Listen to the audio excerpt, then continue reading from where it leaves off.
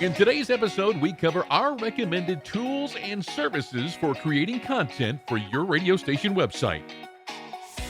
This is Better Radio Websites, the podcast for radio professionals who want to see their website generate more traffic and revenue. Each week, your host, Jim Sherwood, and his special guests give you time-tested tips and secret tricks to ensure your radio station dominates digital in your market. Here we go.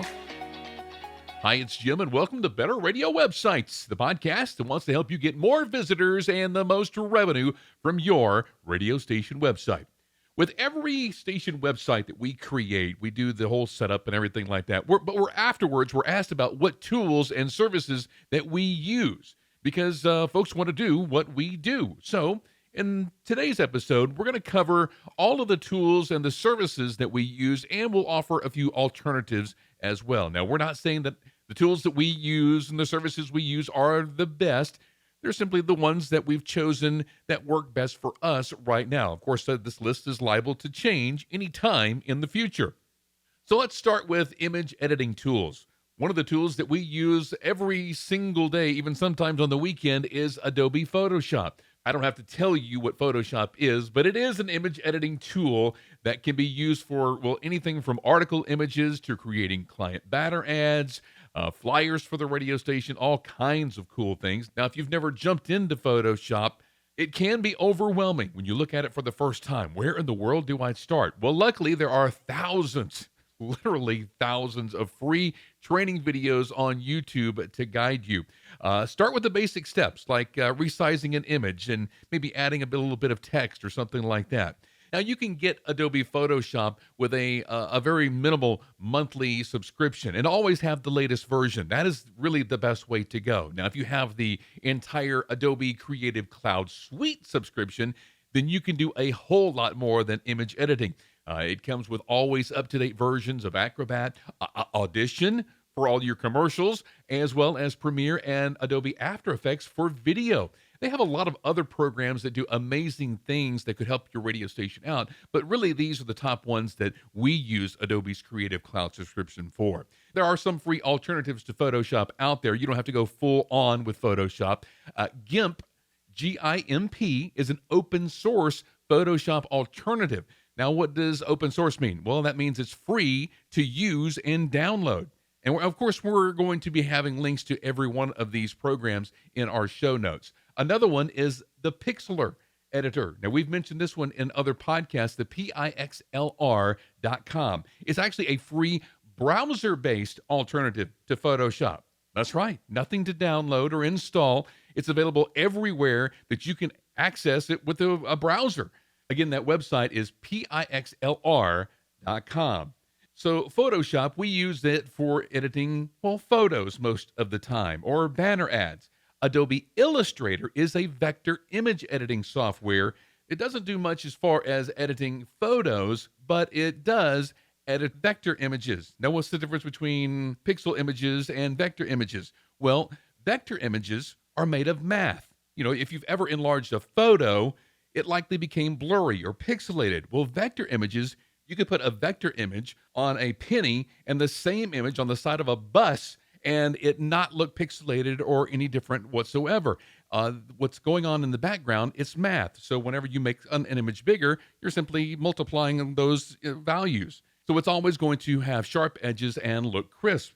Your station logo was likely created inside of a vector-based editing software like Illustrator. And Illustrator can be used for all kinds of things like drawings and other illustrations. Think about making flyers for your radio station or making a cool logo for a specific contest, that sort of thing.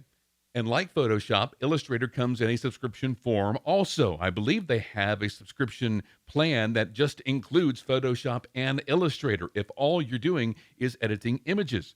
Now, there are some free Illustrator alternatives out there. We haven't really used these. I used the Inkscape one time, but I haven't used the one for iPad. The one for iPad is Vectornator, and this is one of the most downloaded image editing apps for the iPad. Vectornator. Great option if you're editing images on an iPad. Inkscape is great for desktop users. We've used it one time, but then I got the Creative Cloud subscription and never had a reason to go back. Again, there's links to these in the show notes.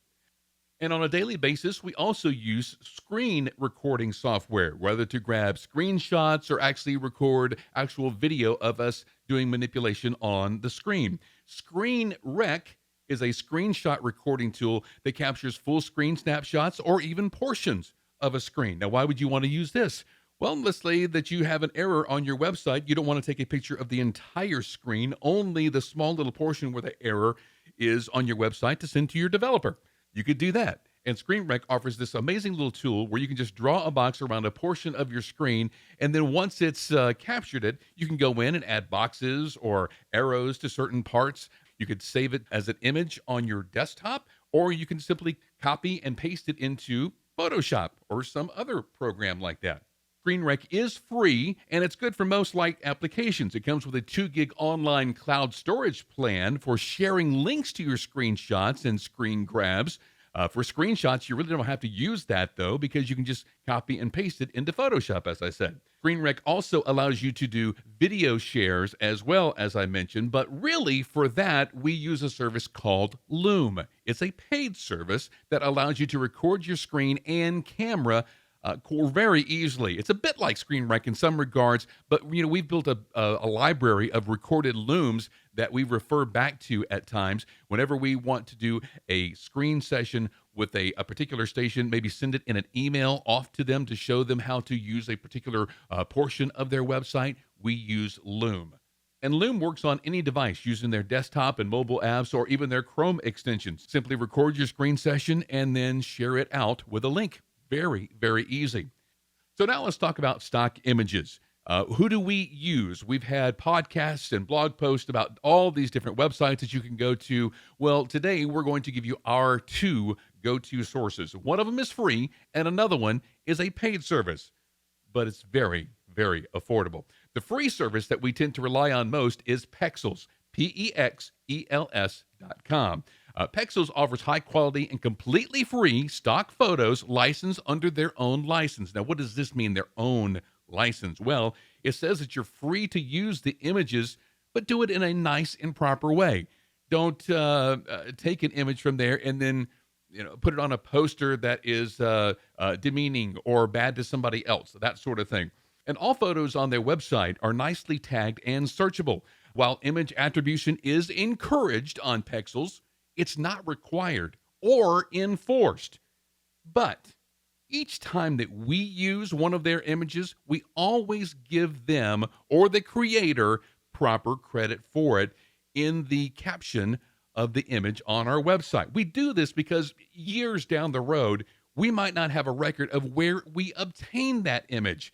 And if somebody has a copyright claim with us against that image, how will we know where we got it? So we go ahead and put that credit into every image that we use. Now, the paid service that I talked about that we use is Envato Elements. Hey, at $17 a month, it's very, very tough to beat this service. Not only do you get unlimited stock images for your website, but you can also download unlimited stock video, music tracks, sound effects, graphic templates, presentation templates like PowerPoint, fonts, and really so much more. And yes, all unlimited. They are not saying 10 a month. They're not saying 20 a month. It's unlimited. And there's a high probability that you'll use Envato Elements for a lot more than just images for your station website. And I have to say that the links that are in our show notes, they're not affiliate links. So we're not getting paid to endorse any of these services. They're just the ones that we have found that work best for us. And there are a lot of other free stock photo sites out there as well. These are just our 2 go-to services, and we use some of the other free websites as well. And we always give credit to those websites when we use their images. Always, always do that. So let's turn to writing content.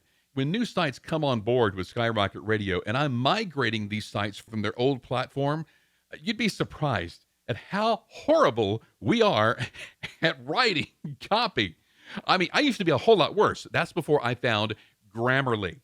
Grammarly is a cloud-based typing assistant that reviews spelling, grammar, punctuation, clarity, engagement, and delivery mistakes. It uses artificial intelligence to identify and search for appropriate replacement for the errors that it finds. Grammarly has helped me rewrite dozens of radio station copy pages. I mean, dozens, hundreds, I dare say. The free version comes in a form of a browser extension that can help identify spelling, grammar, punctuation errors. For the longest time, I was just using the free version. I only this year moved up to the paid version, and it gets deeper with writing tone, and it can even help you with plagiarism checks. So if somebody on your team loves to go and borrow content from other sources, Grammarly can help you locate those sentences that may be found elsewhere online so your team can reword those sentences in their own words, because you never want to be caught plagiarizing some other website. That's just a horrible, horrible mark on your reputation. All right, so let's turn to communication. Communication with our development team here at Skyrocket Radio could take hours or even days because we all work remotely if we were still using email. Thankfully, I found a service called Slack. Slack is an online collaboration tool. At its core, it's a messaging app that allows communication in real time, and your entire team can be on one Slack channel. So everyone can see the back and forth communication in real time. Imagine having all of your programming staff, including your voice trackers, on one programming Slack channel. Everybody can see what's going on in real time. When somebody in a far off place makes a comment, everybody gets to see it. Or having your sales team on a Slack channel. This would be great because, yes, they have phone apps. So when somebody at work makes a message on your Slack channel about this sales deal or whatever like that, then people can see it in real time. You're able to share images, documents, and much more. And it's all secure and closed out to outsiders, so nobody else gets to see what's in your Slack channel unless you invite them. It's so cool and revolutionary. You can search through your team conversations and find things much better than searching through dozens or hundreds or thousands of old emails. And Slack's free tier, it's good enough for most cases. It gives you 90 days of a history of all those messages and files and that sort of thing. But you can move up to their unlimited plan and get unlimited message and file history, and then lots more integrations with other programs as well. But that's when you're getting into their paid tiers, though. All right, so let's talk about RSS readers and keeping up to date with everything so that you are really in the know. Ever wish that you could get all of your news from every website that you liked in just one desktop app? Think about a newspaper tailored specifically for you. And there are lots of RSS readers out there, but the one that I landed on for Windows. Now, I do not believe that this is on any other platform but Windows, but the one that I use is NewsFlow. NewsFlow downloads news from RSS feeds directly to your device and stores them locally.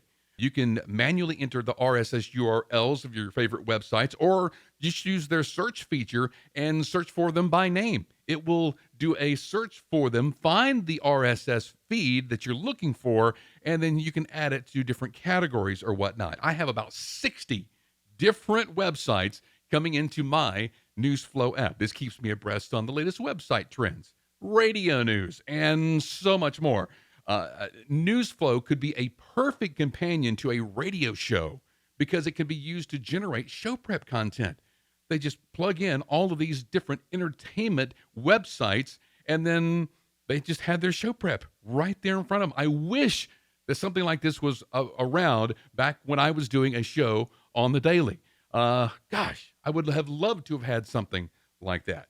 All right, so viewing your website.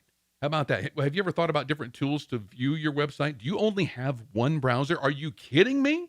If you only have one browser on your computer, you're doing yourself a disservice. Look at your website often through different browsers and devices. Different browsers on your desktop and multiple browsers on even your mobile device. Yes, there are more than just one that comes with your devices. You might be surprised that your website developer has actually missed a step that makes your website appear broken on one or more of these other browsers. Using multiple browsers also really it allows you to keep certain activities separate and protects you from sharing your personal information. I mean, if you search everything daily in one browser and you also, let's say, logged into your bank account in that same browser, well, that's really not smart. It would be better if you did all your searching whatever in one browser and then only accessed your bank account in this one other browser, and that's the only thing that you use that browser for. All right. We regularly use Microsoft Edge, Chrome, Safari, Firefox, and Opera. And there are a lot of other browser options out there. These are just the top 5 that we use. Opera touts itself as being just uber on security and not tracking your online activities. Very, very cool. All right. So wrapping up, that's our go-to list of the programs and the services that we use on the daily. And I hope that they can help you in creating content for your radio station website. Hey, please do us a favor by leaving a comment or review for this podcast to help it grow, and share this episode with your team and other people in your circle who have radio stations and really want to make more money with their radio station website. Have an awesome week online making your radio station website better. We'll see you next time. Thanks for listening to Better Radio Websites. Inspired by today's episode? Be sure you are subscribed and share this episode with a friend. Visit skyrocketradio.com/podcasts for more episodes as well as show notes for this episode. Need help starting or making your station website better? Visit skyrocketradio.com.